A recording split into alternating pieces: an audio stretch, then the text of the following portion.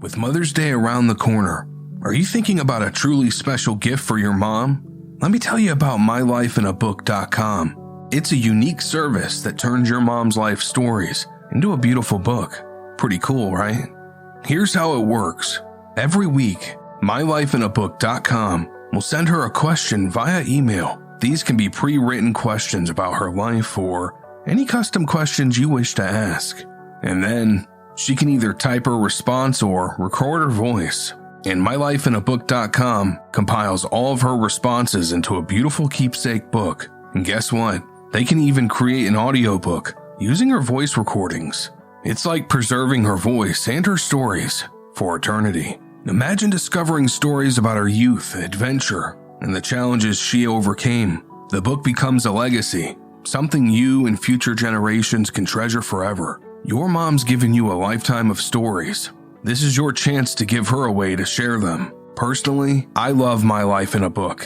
I tried it with my mom, and I've heard stories I'd never heard before because, they just never came up naturally in conversation. It's easy to use, and my favorite part is it's given me more of an excuse to talk to my mom more. It's not always easy to come up with those on your own. Listener, check out mylifeinabook.com and use code OBSCURA at checkout for 10% off. Create an unforgettable gift for your mom this Mother's Day. That's mylifeinabook.com and use code OBSCURA for 10% off today. Listener, today's episode employs heavy use of source audio. I know for a little bit I've been doing strictly narrative episodes, so I decided to change it up. Because of this, I want to point out that the content that I'm going to cover today is going to hit a little bit stronger than usual. So, if you have trouble hearing about violence against women and children, you might want to keep that finger near the pause button. But if you do okay with it, well, let's get on with it. Welcome, listener. I'm glad you're here. Take a seat next to the fire. Welcome to Obscura, where we shine a light on the dark.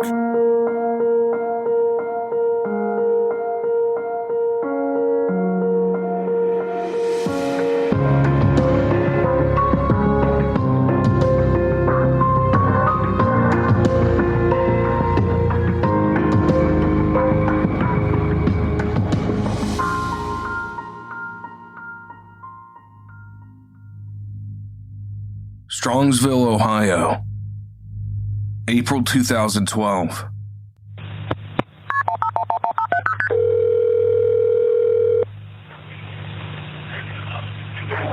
Brooklyn 911, what's your emergency?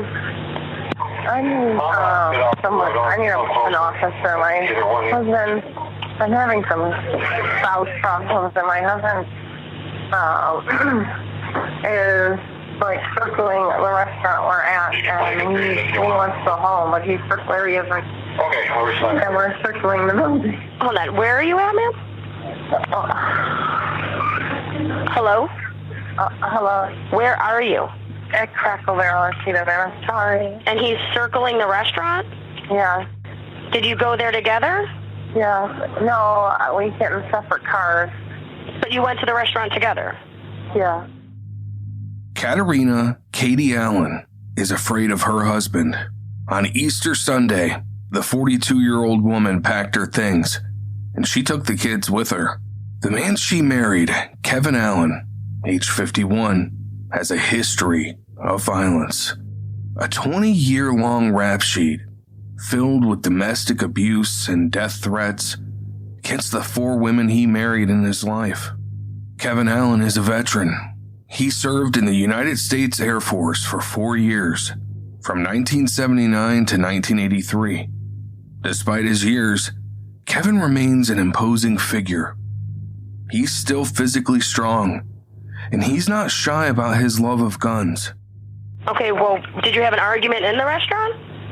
Yeah. I told him that I was leaving him, and he went outside or whatever, and then he's circling the restaurant, and... What is your name? Kate Allen. Kate? Yes. And what is his name? Kevin. Does he own any weapons? I don't know. In 1995 alone, he was convicted for domestic violence and menacing against a previous wife, Coraline, on 2 separate occasions. In the worst of the 2 incidents, Kevin tried to suffocate her with a pillow as she slept. His lawyers used Kevin's veteran status to appeal to the judge. He was diagnosed as a manic depressive with PTSD and placed on medication. Even before that incident, Kevin was known to have violent episodes against Coraline. During these episodes, he would smash household items, destroying dishes, tearing clothing, breaking appliances. On one incident, when Kevin and Coraline were still dating, police responded to reports of a violent argument between the couple in public. This fight happened the same day that Kevin divorced his previous wife. Ma'am, he's your husband. Do you know if he owns any weapons? I'm not asking you. I know he does like a pellet gun and stuff. And he has Is a pellet gun at your house? Yeah, I'm not going home. I just want to get into That's not. I'm not asking you if you're going home. I'm asking you if he has any weapons, so that when my officers get there and stop him, they know what they're prepared for. Okay. Does he have any weapons on him that you know of, or own any that you know of? He does. Okay. I know. I saw some shotgun shells. He had a shotgun, but he told me he got rid of it. Okay, but he doesn't have the shotgun on him currently, correct? I don't know. I have no idea. Did you see the shotgun, ma'am? No, I saw the shotgun shells. You saw the shotgun shells on him? Yeah. What kind of car is he? It's a Jeep Liberty. What color? It's a gray. Hold on a second, ma'am. 10-4, 48, 53, 27. Cracker Barrel. As a female stating that she just informed her husband that she's leaving him. They got into an argument. They drove separately, but he refuses to leave the parking lot as she's circling, waiting for her to leave. He's in a Jeep Liberty. She states he does own a shotgun. She didn't see it on him, but she did see shotgun shells. What color is the Jeep? Gray. Hold on, and he's calling my daughter right now. He's calling your daughter on the phone? Ma'am? Hello? Hello? Are you talking to me, or are you talking to your on your daughter's phone? I'm trying to talk to him. Okay, well, try and talk to me, not to him. Okay. Can you see a license plate on his vehicle, or do you know the license plate on his vehicle? No, I don't. I don't see him right now. I don't see him right now. He's not in front of me. So I'm trying. What is his first name? Kevin. Allen is the last name? Now, back to wife number 4. Katie takes the children to a friend's home, where she files a police report, explaining that she has not been getting along with her husband. Katie has a plan. She was going to stay away from her and Kevin's home. She wouldn't even go back to retrieve her personal effects. Theoretically, she could go back with a police officer. But, listener, Katie knew her husband. She knew that would only set him off. No, she was going to play this cool. She'd meet Kevin at a Cracker Barrel for their daughter Kerri Allen's birthday party. There, in a public space, she would tell her husband that she wanted a divorce.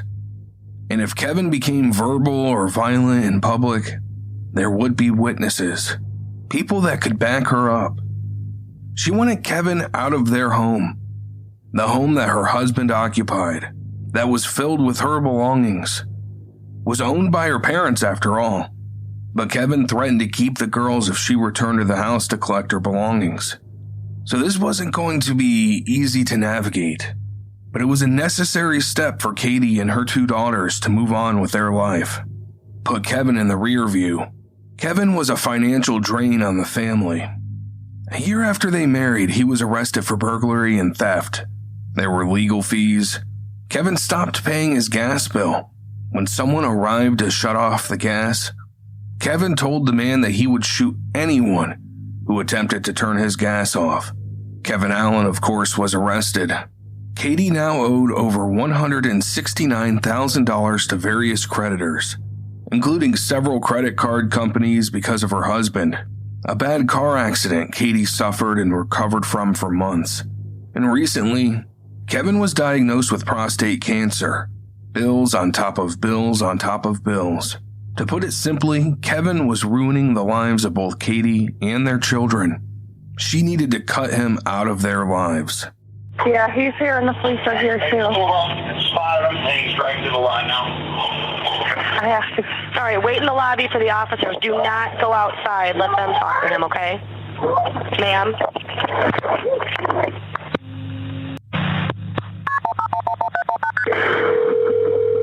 What's happening there, ma'am? How many spotted? Brooklyn 911, what's your emergency?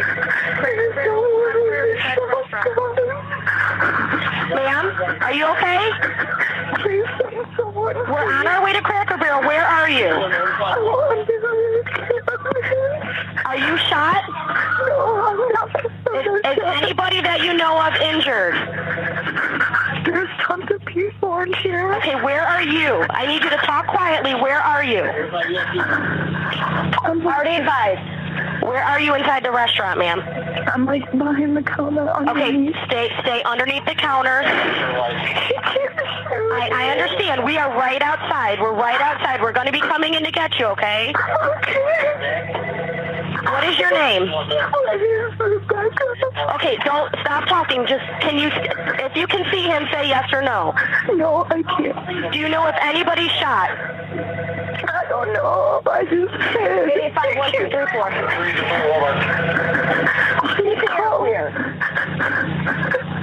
Okay, ma'am, we are right outside. I need you to calm down for me, okay? Okay. Can you see if anybody's injured from where you're at? I don't want you to shoot his kids. See what? He's trying to shoot his kid? What is your first name? My name is Rebecca. What? What is your name?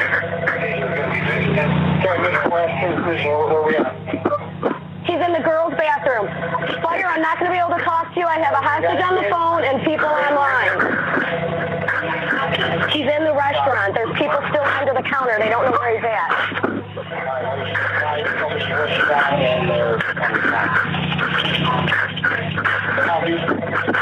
Okay, ma'am,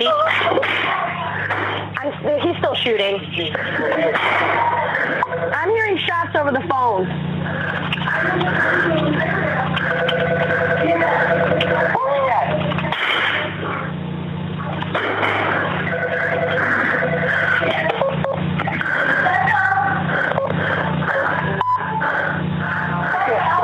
What? I don't know where he's at. I'm right here. I'm over here. Yeah. Brooklyn, please, Graves. Ma'am, just stay under the counter. Brooklyn, please. I'm under it. Yes, he's in the girls' bathroom. We have victims inside. Hold on. Ma'am, relax. Stop. Stay under the counter. I'm under it. Okay. Fire, I cannot copy you. I have his records.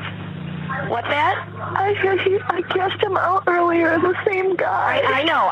We were on our way to talk to him, okay? Okay. Ma'am, what is your first... 10-4.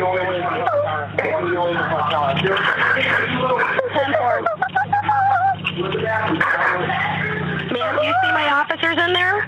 No, I'm just in the corner. Okay, listen, I just need you to stay underneath the counter until the officers come get you, okay? Okay. What's that?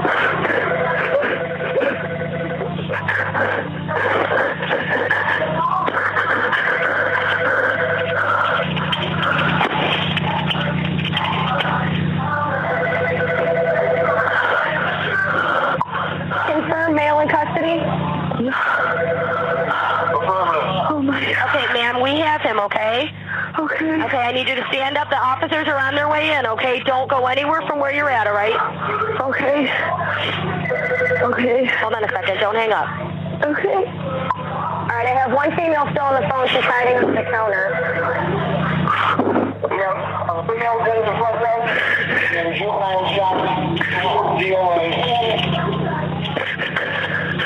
Okay, I have officers in there, okay, ma'am? What is your first name again? My name's Rebecca. And Rebecca what? Spastic. Spastic? Bastic. Okay, we're inside, okay? Go ahead and talk to the officers. Okay. Bye-bye. Bye. Listener, as you can tell by the audio I've been playing in the background, things did not go to plan. Obscura is sponsored by BetterHelp. Listener, I have to admit, as I get older, I can be a bit of a loner. I find that large gatherings can leave me feeling exhausted. Yet, we all have responsibilities. Sometimes you have to be an adult and put yourself out there. That said, it can be easy to ignore our social battery and spread ourselves thin, especially with social gatherings picking up after the winter. What's the right amount of socializing for you? And how do you recharge? Maybe you thrive around people, or maybe you need some more alone time. Therapy can give you the self-awareness to build a social life that doesn't drain your battery life. I've personally spoken with therapists during hard periods in my life. They've helped me get my head straight and confront my grief head on. If you're thinking of starting therapy, give BetterHelp a try. It's entirely online, designed to be convenient, flexible, and suited for your schedule. Just fill out a brief questionnaire to get matched with a licensed therapist. Find your social sweet spot with BetterHelp. Visit BetterHelp.com/Obscura today to get 10% off your first month. That's BetterHelp, HELP.com/Obscura. Again, find your social sweet spot with BetterHelp. Visit BetterHelp.com/Obscura today and get 10% off your first month. American Criminal is a new true crime podcast from the studio behind American Scandal and American History Tellers. Every week, you'll fall deeper into the riveting stories of the country's most clever, craven, and cruel criminals. Fraud, theft, murder, and worse. Whatever the case, whoever the criminal, you don't know the whole story until now. The debut season tackles one of the most sensational cases of the 20th century, the Menendez murders. In 1989, young Lyle and Eric Menendez brutally shot their own parents. Prosecutors and the press said it was a multi-million-dollar inheritance that led two greedy rich kids to murder. But the picture-perfect facade this Hollywood family built hid troubling abuse. Could these teenagers have been driven to kill? Or was it even in self-defense? Listen now. Go to AmericanCriminal.com or search for and follow American Criminal wherever you get your podcasts. Kerri Allen told Kevin she wanted a divorce. And in a blinding rage, he then went to his truck and grabbed his shotgun. Katie knew something was wrong. When Kevin Allen returned, he chased Katie around the lobby and then fired on her with the shotgun. Stay underneath the counter. I understand. We are right outside. We're right. Killing her for the crime of wanting to keep herself and her children safe. Kevin then hunted down the two 10-year-old girls. He chased little Kerri in circles around that wooden podium the staff wait by to seat you at the Cracker Barrel. In this deadly game of cat and mouse, a man stood in shock idly by before Kevin finally caught up to Kerri and killed the panicked 10-year-old girl. While Kerri was running from her father in vain, 10-year-old Kayla ran from the horrifying scene, and she hid in the bathroom. It's a vision from every child's worst nightmare.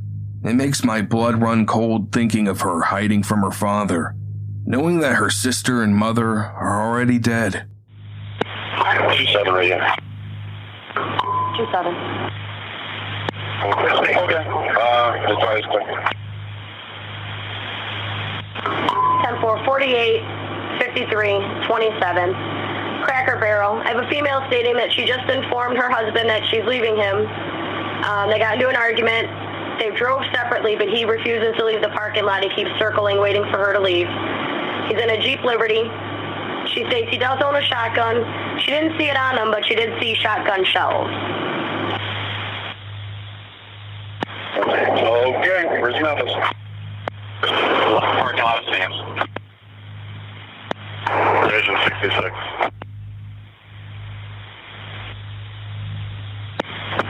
.303 out.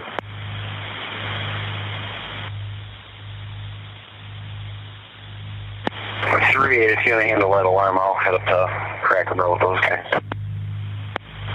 Yeah, it should be 5 here.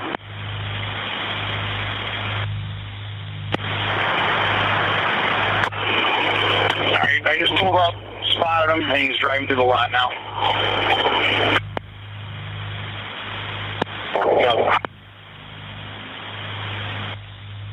Alright, radio 51's gonna head up there. 10-4. I advised her to wait in the restaurant, but she hung up on me.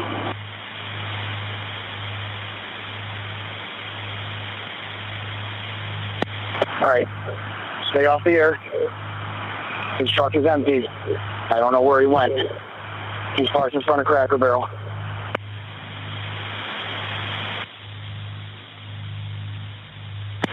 Oh my God, radio.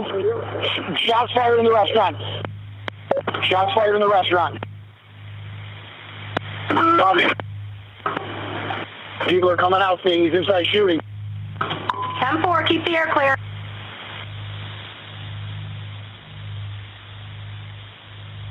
I don't know where's that.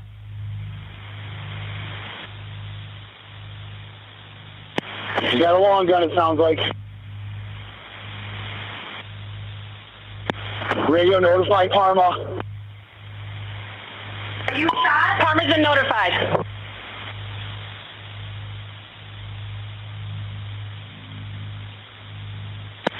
Notify ESD. Already advised.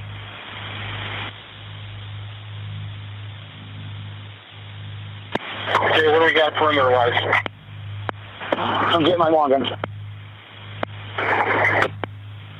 Alright, do you want me on back? Yes, 2 on back, 2 on the front. See, we can perimeter.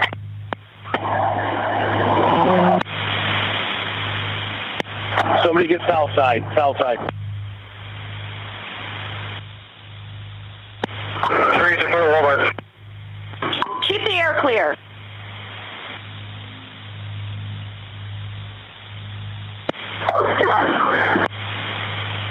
All right, he's in the girls' bathroom, a witness says. Girls' bathroom. He does have a gun. Okay, I missed the last transmission. Where are we at? He's in the girls' bathroom. All right, he's got a kid, according to the witness.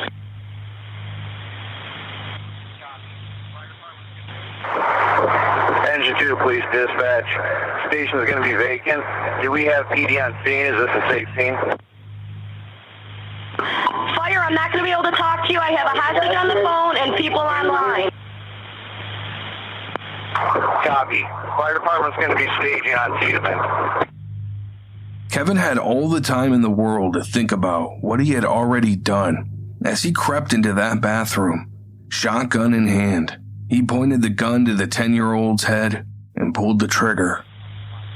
All right, I was just advised somebody was shot and they're unresponsive. Copy.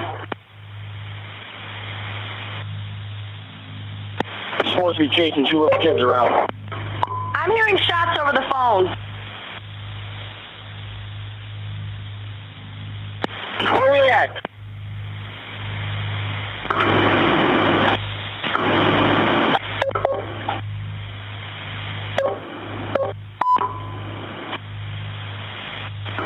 I don't know where he's at. I just heard 2 more shots. Stay up the air! All right, get fired here. Shots are fired, male's down. Gun is out of his hand. He's down. We have the weapon.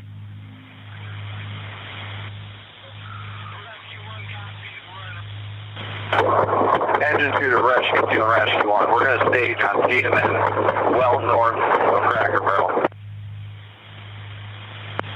Rescue 2 copies, Engine 2. I'm not going until I get the clear sign. Rescue 1 copies. We're en route to Cracker Barrel. All right, we have 1 DOA at the front counter. 1 DOA at the front counter. 10-4. Confirm male in custody. Affirmative. Watch your gun. Hey, all right, we have it. All right, I have 1 female still on the phone. She's hiding under the counter. We have a female dead at the front desk. We have a juvenile shot. DOA. When officers arrived at the scene, They heard gunshots and saw Kevin leaving the restaurant with gun in hand. Police demanded that Kevin drop his weapon and surrender. The officers fired on Kevin, killing him when he refused to comply. Restaurant shooting tonight. We've learned a 10-year-old celebrating her birthday at a Cracker Barrel was shot and killed by her father. Kevin Allen also killed his wife and shot his other daughter before police killed him. Just before that shooting, police say Allen's wife told him she was leaving him. Good evening to you. I'm Macy Jepson. And I'm Chris Flanagan. Lee and Danita are both off tonight. Let's get right to our team coverage of this horrific and heartbreaking story. News Channel 5's Michael Baldwin live at the Metro Health Medical Center, where the 10-year-old survivor is in critical condition right now. But first, we turn to News Channel 5's Paul Kiska, live at the Cracker Barrel in Brooklyn. And Paul, police arrived while Kate Allen still on the phone with 911, saying she was afraid of her husband. Well, that's right, Chris. In fact, Brooklyn police were on scene here within 3 minutes of Kate Allen's 911 call for help. Even their quick, fast response was too late for a domestic dispute that turned tragic. She stated that she had just informed her husband that she wanted a divorce and that she was leaving him, and he wasn't taking it well. She stated that he was in his car circling the parking lot. She believed he was waiting for her. She was fearful that he may become violent. Did you have an argument in the restaurant? Yeah. I told him that I was leaving him. Kate Allen was with her two daughters at the Cracker Barrel restaurant in Brooklyn last night. It was her daughter Kerri's 10th birthday. Kate told a Brooklyn 911 dispatcher her husband, 51-year-old Kevin Allen, met them there, but they got into an argument. I know I saw some shotgun shells. He had a shotgun, but he told me to get rid of it. Kate said her husband had shotgun shells with him, and he was outside circling the restaurant in his Jeep after the argument. Kate told 911 police arrived at the restaurant, but her husband is still there. You can hear someone, possibly a police officer, saying, "I just drove up and spotted him. He's driving through the lot now." Yeah, he's here and the police are here too. I have to. All right, wait in the lobby for the officers. Do not go outside. Let them talk to him, okay? Ma'am? Police say they found Kevin Allen's Jeep empty, then heard gunshots inside the restaurant. A witness told 911 there were 8 shotgun blasts inside the restaurant. The initial witness accounts have stated Kevin Allen entered the restaurant with a long gun in his hand and selectively fired at close range at his victims. And late this afternoon, the Cuyahoga County Medical Examiner concluded their autopsies today, reporting that the wife, Kate Allen, died after being shot in the head and chest with that shotgun, and her daughter died after being shot, her daughter Kerri, after being shot in the stomach. As for the gunman who was shot and killed by Brooklyn police, the medical examiner says he was shot multiple times throughout his entire body. Live in Brooklyn tonight, Paul Kiska, News Channel 5. All right, Paul, thanks for that live report. We'll see you back here tonight at 6 o'clock. Meantime, a picture posted on Facebook shows what looks like a happy Kate and Kevin Allen. The family was out to eat, as we said, the way so many of us celebrate a birthday. This was Kerri's 10th birthday celebration, and their daughters, born less than a year apart, are being described as playful and full of life. But tonight, the older daughter, Kayla, is fighting for her life. News Channel 5's Michael Baldwin is live at Metro Health Medical Center tonight. And Michael, any update on how Kayla is doing right now? Macy, we understand she's still in critical condition. We are told that her and her sister would often be seen outside just laughing and smiling. It was supposed to be a picture-perfect day. A family was out celebrating a birthday. Kerri Allen had just turned 10. Instead, this quiet neighborhood has been turned upside down. I'm speechless. I can't believe it. Why would anybody do anything like that? Irene Benzok lives across the street from the victims. She babysat the 2 kids, Kerri, who passed away last night, and her sister Kayla, also 10 years old. The girls were just 10 months apart and full of life. And then they played watching television, and they were happy children. They always laughed and giggled and danced and everything. I mean, they were happy kids. Irene says you would often find the girls outside in the yard, doing what most kids do, especially near a trampoline. And that's being kids. They got along real good. They were never fighting. They had cats and dogs in the backyard. They loved their pets. Their mom, Katherina, just 42 years old, was called Katie by her friends. She was shot dead as well. Katie's described by neighbors as a notoriously hard worker. They say she worked in the restaurant business as a manager. She left in the morning like 7:30 and she come home late at night. Every day, like almost. I think she had one. All right, we tried to speak to some more neighbors. Many of them were in shock and disbelief. Many of them were learning about this for the first time from news organizations.